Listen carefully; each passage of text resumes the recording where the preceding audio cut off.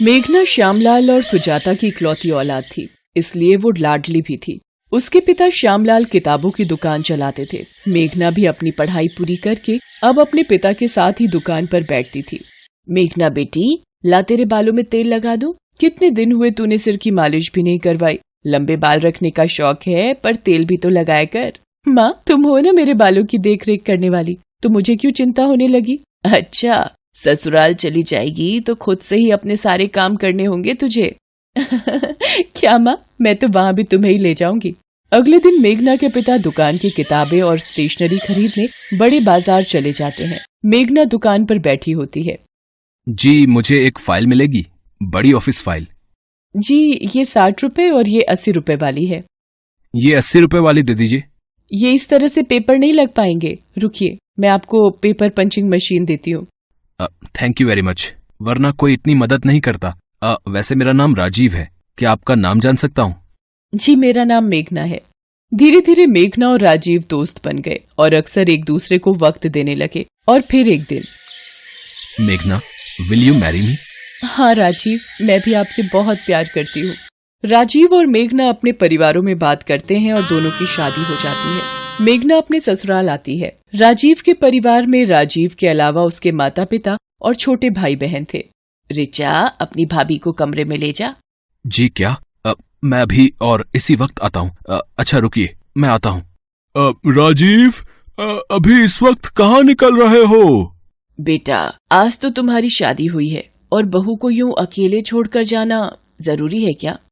माँ, ऑफिस में कुछ वर्कर्स दंगे पर उतर आए हैं, तो मेरे बॉस ने मुझे अर्जेंट बुलाया है। अब नौकरी में तो ऐसा ही होता है ना माँ, मुझे जाना होगा। मैं मेघना को समझा दूंगा, वो समझदार है। मेघना, मुझे थोड़ी देर के लिए ऑफिस जाना होगा। वर्कर्स स्ट्राइक करके ऑफिस में अपनी मांगों को लेकर तोड़फोड़ कर रहे हैं। जैसी ही बात सुलझेगी मैं आ जाऊंगा। मुझे भी बुरा लग रहा है ऐसे तुम्हें अकेला छोड़कर जाते हुए। कोई बात नहीं राजीव, पहले काम जरूरी है। मेघना राजीव को जाते हुए देखती है और कहती है, राजीव सुनो, जल्दी आना। राजीव ऑफिस चला जाता है। अरे माँ, राजीव भैया कहाँ गए? राजीव के ऑफिस में कुछ मजदूरों ने दंगा कर दिया है, इसलिए उसे जाना पड़ा। राजीव ऑफिस पहुंचता है, वहाँ पर वर्कर्स दंगा कर रहे होते हैं। अरे मोहन, सुरेश, ये क्या तरीका है मांगे पूरी करवाने का? इसे मारो सबसे पहले तो, ये मालिक का चहेता है, इसे ही मारो मारो मारो। सब वर्कर राजीव पर डंडे बरसाने लगते हैं। राजीव के सिर पर चोट आती है और वो वहीं मर जाता है। सारे वर्कर डर जाते हैं। अरे मालिक की गाड़ी आ गई, भागो भागो। राजीव, ये क्या हुआ? राजीव सर, ये तो मर चुके हैं। हमें ये बुरी खबर राजीव के परिवार को देनी होगी। बॉस राजीव के घर फोन करके राजीव के मरने की खबर देता है। ये नहीं हो सकता, मेरा राजीव नहीं। पिता का फोन हाथ से छूट जाता है। वो बड़ी मुश्किल से सबको ये बात बताता है। मेरा राजीव, ये क्या हो गया? हमारी खुशियों को किसकी नजर लग गई? भैया, आप हमें छोड़कर क्यों चले गए? कुछ देर बाद मोहित रोता हुआ राजीव की लाश को घर ले आता है। मेघना तो बिल्कुल शांत हो चुकी थी, मानो उसकी जिंदगी रुक गई हो। राजीव, आप मुझसे वादा करके गए थे कि जल्दी वापस आओगे। आपने वादा तोड़ दिया राजीव, आपने वादा तोड़ दिया। मेघना के माता पिता भी आ जाते हैं। पूरा माहौल सदमे में आ जाता है। राजीव का अंतिम संस्कार हो जाता है। बहन जी, क्या कुछ दिनों के लिए हम मेघना को अपने साथ ले जा सकते हैं? जी ले जाइए, कुछ दिन इसका मन बहल जाएगा। माँ, मुझे कहीं नहीं जाना, मैं यही राजीव की यादों के सहारे रहूंगी। तभी राजीव की बुआ दादी कुछ औरतों के साथ आ जाती है। आशा, ये क्या हो गया? राजीव कितनी छोटी उम्र में चला गया। अब रीति रिवाज के मुताबिक मेघना बहू को राजीव की विधवा बनकर रहना होगा। पर बुआ दादी, मुझे ये सब कुछ नहीं पता, तभी तो इन विधवाओं को लाई हूँ। ये मेघना को सब कुछ समझा देंगी। माँ, ये सब करना क्या जरूरी है? माँ, भाभी के साथ ये सब क्या हो रहा है? ये आजकल के बच्चे हमें बताएंगे रीति रिवाज। चलो, तुम लोग मेघना को सफेद साड़ी पहना लाओ, फिर इसके सिर के बाल उतरवाने हैं। माँ, ये बहुत ज्यादा हो रहा है। भैया के जाने की इतनी बड़ी सजा, इसमें इनकी क्या गलती है? आशा जी, मेरी बच्ची के बाल मत उतरवाइए, मेरी बच्ची ये सहन नहीं कर पाएगी। सब लोग चुपचाप मेघना के साथ होते अन्याय को देख रहे थे। मेघना को सफेद साड़ी पहनाकर चौकी पर बिठा दिया जाता है। नाई मेघना के बाल उतारने के लिए उस तरह निकालता है। बुआ दादी, क्या ये सब जरूरी है? अभी इसकी उम्र ही क्या है?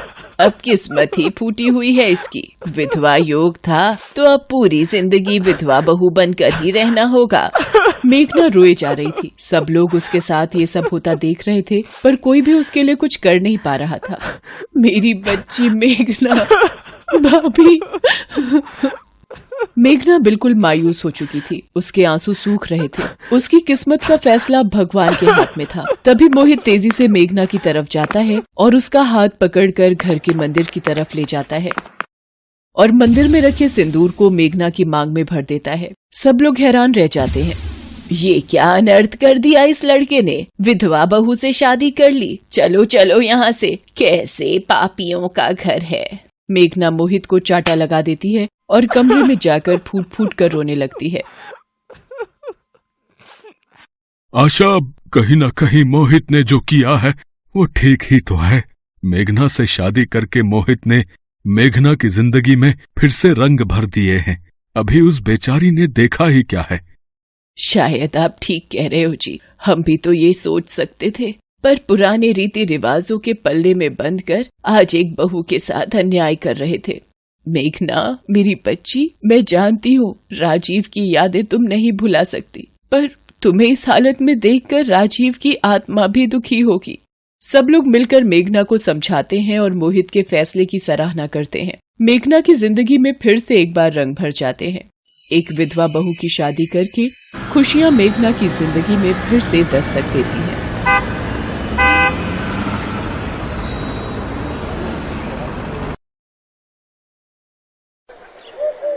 अशोकलाल शादी की तैयारियों में व्यस्त था। कुछ देर बाद उसके घर बारात आने वाली थी। वो खुश भी था और उदास भी। खुश इसलिए कि उसकी दोनों बेटियों की डोली आज इस घर से उठने वाली थी, और उदास इसलिए कि उनके जाने के बाद उसका आंगन सूना हो जाएगा। वो बार बार अपनी बेटियों को झांक कर देखता जो दुल्हन के जोड़े में तैयार बैठी थी। उसकी आंखें भर जाती, लेकिन वो अपने आंसू किसी को नहीं दिखाता और छिप छिप कर रो लेता। लेकिन थोड़ी देर पहले ही उसकी दोनों बेटियों ने उसे रोते हुए देख लिया और वो उनके पास आई। क्यों रो रहे हैं बाबा? हमारे जाने से दुख होगा आपको, फिर क्यों भेज रहे हैं हमें? बाबा, अभी हमें मत भेजो ना, अभी तो हम बहुत छोटे हैं। अपनी बेटियों की बात सुनकर अशोकलाल उन्हें गले से लगा लेता है। हमीरपुर में रहने वाला अशोकलाल कबाड़ी का काम किया करता था। उसके घर में उसकी पत्नी रत्ना के अलावा दो बेटियां सीमा और गुड़िया थी। सीमा की उम्र 9 साल और गुड़िया 11 साल की थी। दोनों सरकारी स्कूल में पढ़ती थी। अभी कुछ दिनों पहले रत्ना की तबीयत बहुत खराब हो गई थी। अशोकलाल को उसके इलाज के लिए 2 लाख रुपए उधार लेने पड़े थे, जिसका ब्याज उसे हर महीने चुकाना पड़ता था। अशोकलाल के परिवार की गाड़ी किसी तरह चल रही थी। एक कबाड़ी वाला, टूटे फूटे बर्तन, पुरानी कॉपी किताब, न्यूज़पेपर, एक कबाड़ी वाला। तभी एक औरत एक घर से निकलकर उसे आवाज लगाती है। ए कबाड़ी, न्यूज़पेपर कैसे ले रहे हो? 7 रुपए किलो। 7 रुपए? अभी पिछले महीने तो मैंने 9 रुपए में बेचा था। नहीं मेम साहब, 2 साल से यही रेट है। पूरा दिन अशोकलाल इसी तरह लोगों के यहाँ से कबाड़ इकट्ठा करता, फिर उसे कबाड़ के बड़े व्यापारी को बेच देता। उस दिन भी वो उसी तरह शाम को अपने घर पहुंचा तो देखा उसकी बड़ी बहन और जीजाजी उसके घर आए हुए थे। अशोकलाल ने पैर छूकर प्रणाम किया। अरे आप कब आई? न फोन न आने की कोई बात, सब खैरियत तो है? अशोकलाल की बहन कुछ बोलती उससे पहले उसकी पत्नी रत्ना ने उससे कहा, दीदी रिश्ता लेकर आई हैं। रिश्ता? अरे मैं समझा नहीं। अरे भाई, मैं समझाती हूँ। मुझे अपनी सीमा और गुड़िया के लिए 2 लायक लड़के मिले हैं। ये आप कैसी बात कर रही हो? वो दोनों तो अभी बहुत छोटी हैं। अशोकलाल की बात सुनकर उसकी बहन मुंह बनाते हुए बोलती है, तो क्या उनके बड़े होने का इंतजार करोगे? जब भाभी की शादी हुई थी तो वो उस समय 11 साल की ही तो थी, और मेरी शादी तो 10 साल में ही हुई थी ना। हमारी बिरादरी में तो शादी कम उम्र में ही होती है ना।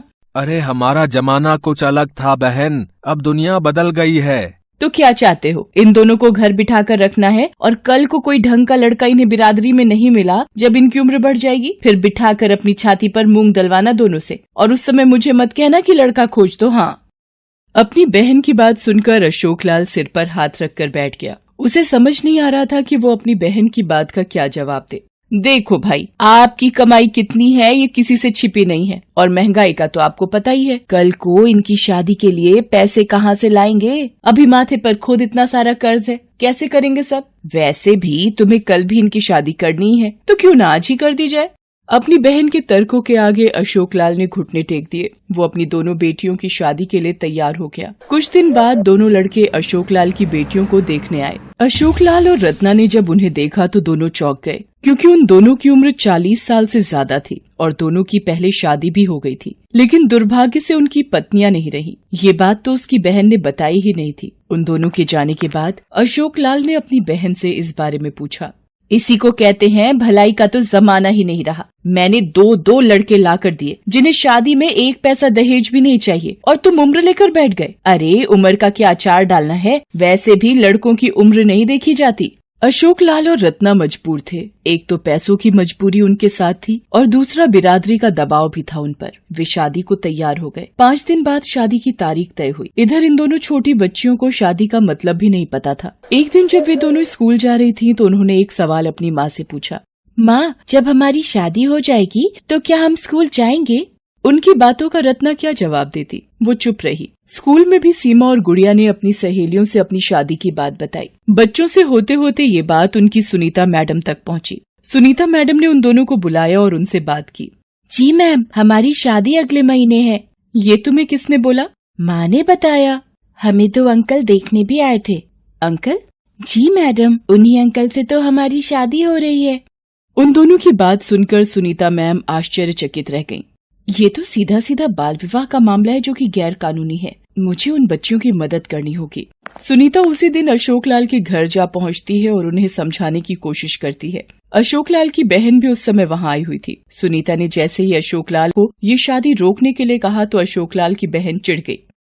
माफ करिएगा टीचर जी, लेकिन ये हमारा घरेलू मामला है और आप इनसे दूर रहें तो अच्छा रहेगा। मैं मानती हूँ कि सीमा और गुड़िया आपकी अपनी भांजी हैं, लेकिन ये आपका घरेलू मामला तो बिल्कुल नहीं है। ये सामाजिक मामला है। दोनों बच्चियाँ मेरे स्कूल की छात्रा हैं और मेरा फर्ज है कि मैं उनके साथ कुछ भी गलत ना होने दूं। ये कैसी बातें कर रही हैं आप टीचर जी? भला शादी में क्या गलत है? शादी में गलत नहीं है, लेकिन कम उम्र में शादी गलत है। ये गैर कानूनी है। सुनीता ने अपनी बात उन्हें समझाई, लेकिन अशोक लाल की बहन को उनकी कोई बात समझ नहीं आई। उल्टा उसने सुनीता मैडम को बेइज्जत करके घर से निकाल दिया। दुर्भाग्य की बात ये थी कि इस बार अशोक लाल ने भी चूं तक नहीं किया। इधर सुनीता ने भी हार नहीं मानी। उन बच्चियों की शादी वाले दिन वो थाने पहुंची और इस बाल विवाह के खिलाफ रिपोर्ट लिखवा दी। इंस्पेक्टर इंदिरा ने जैसे ही बाल विवाह की बात सुनी वो चौंक गई। मैडम, बहुत उम्मीद लेकर मैं आपके पास आई हूँ। उन बच्चियों का जीवन बचा लीजिए, नहीं तो मैं खुद को कभी माफ नहीं कर पाऊंगी। आप बिल्कुल फिक्र न करें, मेरे रहते हुए उन बच्चियों का जीवन खराब नहीं होगा। अशोक लाल को बारात के आने की सूचना मिल गई थी। तय वक्त पर बारात आ गई। उधर सुनीता इंस्पेक्टर इंदिरा के साथ अशोक लाल के घर की ओर निकल पड़ी, लेकिन बीच रास्ते में ही उनकी जीप का टायर पंचर हो गया। इस टायर को भी अभी पंक्चर होना था। अब हम क्या करेंगे मैम? कहीं हमें वहाँ पहुँचने में देर न हो जाए। तब इंस्पेक्टर इंदिरा ने अपने हवलदार को कहा कि वो जीप का पंक्चर बनवा कर आए। वे पैदल ही जाएंगी। इंस्पेक्टर इंदिरा और सुनीता पैदल ही अशोक लाल के घर की ओर चल पड़ी। उधर मंडप पर दोनों लड़कियां आ गई थीं। पंडित जी मंत्र पढ़ रहे थे। वो दोनों बेचारी बच्चियां असहाय सी होकर मंडप पर बैठी थीं। तभी वहाँ पर इंस्पेक्टर इंदिरा सुनीता के साथ पहुँच गयी। बंद करो, तुरंत बंद करो, ये शादी नहीं हो सकती, ये गैर कानूनी है। इंस्पेक्टर को देखकर वहाँ सभी के चेहरे पर हवाइयां उड़ने लगी। दोनों लड़के फरार होने की फिराक में थे, लेकिन इंस्पेक्टर ने उन्हें पकड़ लिया। शर्म नहीं आती तुम लोगों को? अपनी उम्र देखी है और इन बच्चियों की उम्र देखी है? कहाँ है इनके माता पिता? मैं सबको जेल भेजूंगी। अशोक लाल इंस्पेक्टर इंदिरा के पास आते हैं। आप लोग इनके माता पिता हैं या इनके दुश्मन हैं? आपको अपनी बच्चियों की जरा भी फिक्र नहीं है? अरे शादी की उम्र होती है, सरकार ने उम्र तय भी कर रखी है, लेकिन आप लोग मनमानी करते हैं। लेकिन मैडम, हमारी बिरादरी में तो कच्ची उम्र में ही शादी हो जाती है। अरे कच्ची मिट्टी के बर्तन में आप खाना बनाती हैं क्या, या उनका इस्तेमाल करती हैं? जी नहीं। जब बर्तन कच्चे इस्तेमाल नहीं करती तो कच्ची उम्र में शादी कैसे कर रही हैं? और किस बिरादरी की बात आप कर रही हैं? अगर कोई बिरादरी बाल विवाह का समर्थन करती है तो ये अपराध है और अपराधियों को जेल जाना पड़ता है। अशोक लाल को अपनी गलती का एहसास होता है। अशोक लाल की बहन भी शर्मिंदा हो जाती है। उन दोनों को 1 महीने की जेल होती है। फिर उन्हें जमानत पर इस शर्त पर छोड़ा जाता है कि दोबारा वो ऐसा कोई काम नहीं करेंगे। सुनीता के प्रयास से एक बालिका कम उम्र में वधू होने से बच जाती है। आपके समाज में भी आपको कुछ ऐसा दिखता है तो इसके खिलाफ आवाज उठाएं।